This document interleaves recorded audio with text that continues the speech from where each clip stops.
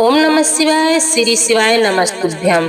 दोस्तों, आज की इस वीडियो में हम प्रदोष व्रत की कथा को सुनेंगे। जैसे हर दिन हर भगवान को समर्पित होता है, वैसे ही प्रदोष व्रत भगवान शिव को अत्यंत प्रिय है। तो चलिए बिना देर किए हुए कथा को शुरू करते हैं। भारत के मध्य भाग में एक शांत हरियाली से घिरा नगर था, कौशलपुर। यह नगर शिव भक्ति के लिए दूर दूर तक प्रसिद्ध था। नगर के बीचों बीच स्थित था एक अत्यंत प्राचीन, दिव्य और चमत्कारी मंदिर, श्री नीलकंठेश्वर महादेव का मंदिर। जैसे ही सूर्य ढलता, मंदिर में बजने वाली घंटिया की ध्वनि पूरे नगर में शिव भक्ति का भाव जगा देती थी। कौशलपुर में रहता था धनपाल, एक ईमानदार, दानी और सरल व्यापारी। उसके घर में धन संपत्ति की कोई कमी नहीं थी, सम्मान भी भरपूर था। लेकिन एक ऐसा दुख था जो उसके जीवन में खालीपन भर देता था, उसके घर में संतान का ना होना। उसकी पत्नी लक्ष्मी सौम्या शांत और भक्तिमय थी। वर्षों से दोनों ही संतान की इच्छा में तपस्या समान जीवन से जी रहे थे। कई मंदिरों में जाकर पूजा की, कई व्रत भी रखे, दान पुण्य किया, पर संतान का सुख उन्हें न मिल सका। नगर के लोग हमेशा कहते, धीरज रखो, महादेव कभी किसी भक्त को निराश नहीं करते। पर समय बीतने के साथ साथ मन का विश्वास भी कमजोर पड़ने लगा था दोनों पति पत्नी का। एक दिन पूरे नगर में ढोल नगाड़े के साथ घोषणा हुई, आने वाला मंगलवार भूम प्रदोष है। यह अत्यंत दुर्लभ और पुण्यदायी संयोग है। इस दिन किया गया व्रत सभी मनोकामनाओं को पूर्ण करता है।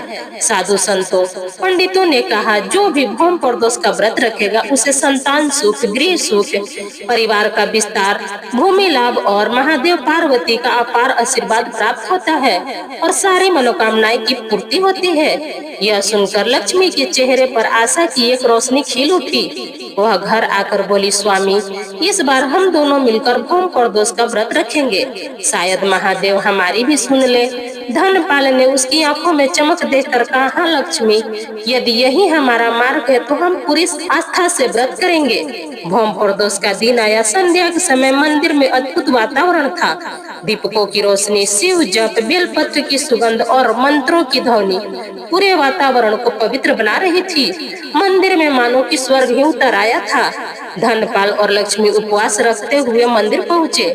दोनों ही महादेव की मूर्ति के सामने बैठकर अपनी मनोकामनाओं के लिए प्रार्थना कर रहे थे।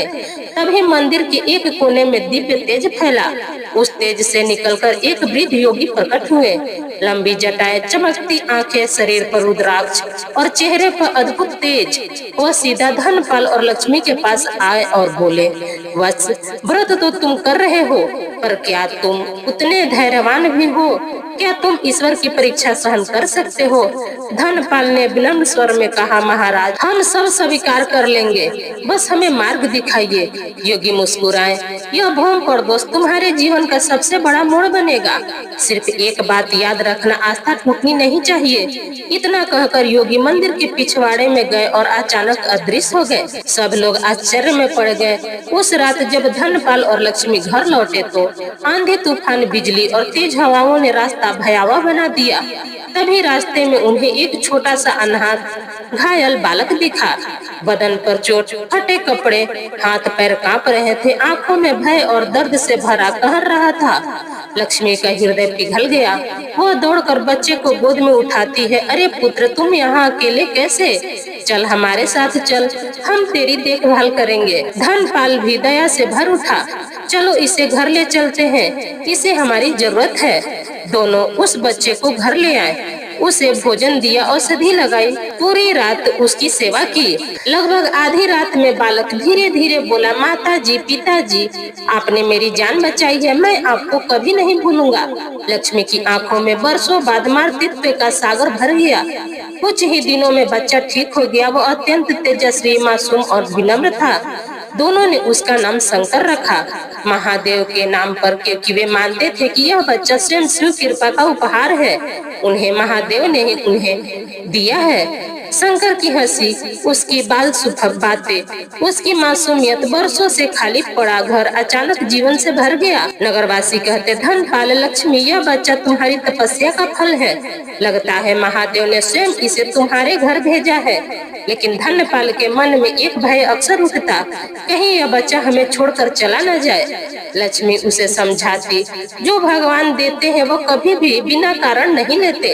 एक वर्ष बीता, फिर आया वही पावन अवसर, भूम प्रदोष। धनपाल, लक्ष्मी और शंकर तीनों मंदिर आए। संध्या का समय था, दीप जल रहे थे, भजनों की धुन बह रही थी। तभी फिर वही वृद्ध योगी प्रकट हुए। उन्होंने तीनों को देखा और बोले, तुमने एक अनाथ बच्चे को प्रेम दिया।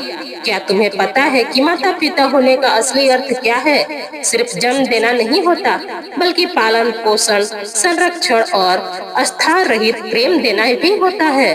धनपाल बोला, महाराज, हम शंकर से बहुत प्रेम करते हैं, वह हमारा पुत्र है। योगी बोले, क्या तुम किसी भी परीक्षा के लिए तैयार हो? लक्ष्मी ने दिव्य स्वर में कहा, हाँ, हम तैयार हैं महाराज। हमारा पुत्र शंकर हमें सबसे प्यारा है, चाहे जो हो हम उसका साथ नहीं छोड़ेंगे। योगी मुस्कुराए, भगवान की परीक्षा कठिन होती है, तुम पहले समझ लो। और वे धीरे धीरे पीछे मुड़कर अंधेरे में विलीन हो गए। अगली सुबह लक्ष्मी ने पुकारा, शंकर बेटा उठ जाओ, लेकिन कोई उत्तर नहीं आया। पूरे घर की तलाशी ली, पड़ोसन से पूछा, मंदिर में देखा, सारा नगर छान मारा, पर शंकर कहीं नहीं मिला। धनपाल और लक्ष्मी के पैरों तले जमीन खिसक गई। लक्ष्मी रोती हुई बोली, हे महादेव, यह कैसी परीक्षा है? हमारे शंकर को हमें लौटा दीजिए। 3 दिन बीत गए, कहीं कोई पता नहीं चला। अंत में दोनों महादेव के चरणों में बैठकर रोते रोते बोले, हम स्वीकार करते हैं प्रभु, यदि यह आपकी परीक्षा है तो हम टूटेंगे नहीं। बस हमारे शंकर को सुरक्षित रखिएगा और हमें कुछ नहीं चाहिए। लक्ष्मी रोते रोते मूर्छित हो गई। उसी समय मंदिर में अचानक तेज प्रकाश फैल गया। घंटियां स्वयं बज उठी, पूरा मंदिर ओम नमः शिवाय के मंत्रों से गूंज उठा। उस प्रकाश के बीच में प्रकट हुए साक्षात महादेव। 3 नेत्र, नीलकंठ, जटाओं से गंगा प्रवाहित, त्रिशूल और डमरू, शरीर पर भस्म। धनपाल और लक्ष्मी दोनों उनके चरणों में गिर पड़े।